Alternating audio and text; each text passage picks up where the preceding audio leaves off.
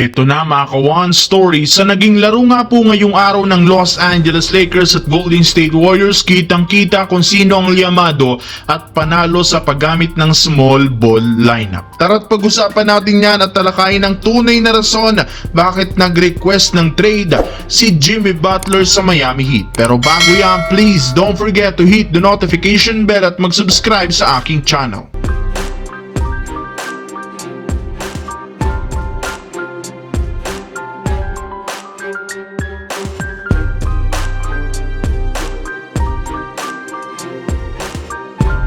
Napakadali nga po mga ka-One Stories na kumalat sa social media ang pag-request ng trade ni Jimmy Butler sa Miami Heat. Kung inyo nga pong matatandaan, may ilang mga rumors na nga nagsilabasan noong nakaraan na posible nga talagang lumipat ito.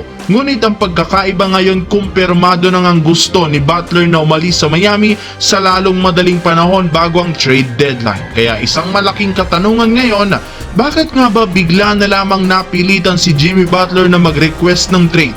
Well, ayon nga po sa isang insider ni Shams Charania ng ESPN, nagsimula na nga pong mapikon si Butler sa Miami nang patahimikin siya ng kanilang presidente ni si Pat Riley noon.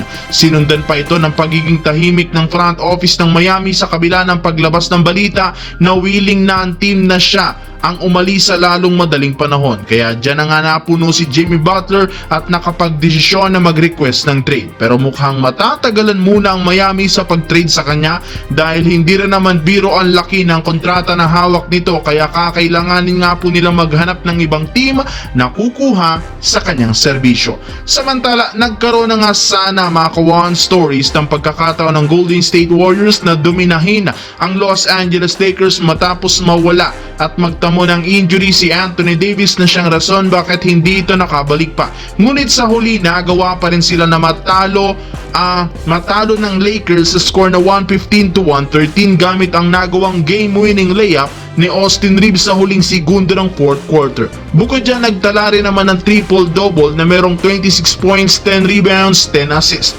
Simula rin naman nga po nang mawala si Davis, nag-umpisa na ngang mag-take over dito si LeBron na merong 31 points, 10 rebounds. Nag-step up rin naman si Rui Hachimura na merong kasamang tatlong 3-pointer na siyang rason bakit nakasabay sila sa opensa ng Warriors.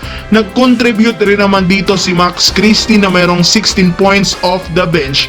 Dahil rin sa pagkatalo ng Golden State, nasayang dito ang nagawang performance ni Stephen Curry sa pagtatala niya ng 38 points, lalo na ang kanyang dalawang clutch 3-pointer para maitabla sana ang talaan sa huling segundo ng laban. Ngunit bigo nga sila at naipanalo ni Austin Reeves ang laro.